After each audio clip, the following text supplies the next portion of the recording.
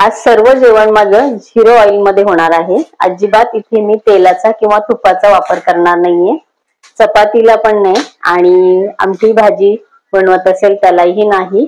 इकडे तुम्ही बघत असाल गाडग्यामध्ये इथे आमटीची डाळ शिजते, मसूरची आमटी मी इथे करणार आहे। त्यामध्ये बरेचसे साहित्य मी घातलेले आहे, अजून भाज्याही ऍड केलेल्या आहेत, पण त्यामध्ये सुद्धा मी तेल वापरणार नाहीये।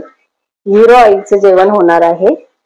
खूप छान लागतं, टेस्टी लागतं आणि ज्याला वजन कमी करायचं आहे त्याचं वजन तर एवढं सपसप कमी होतं की कळतही नाही की आपलं वजन एवढं होतं आणि एवढं कमी झालं। ऑइल फ्री जेवण थोडे दिवस केलं तर आपलं डायजेशन सुद्धा सुधारतं आणि सर्व शरीरातलं आपलं जे काय खालीवर झालेलं असतं कोलेस्ट्रॉल वगैरे हे ते तर सगळं नियंत्रणात येतं। म्हणून आधीमध्ये असंही जेवण आपण केलं पाहिजे, तूप तेल शिवाय।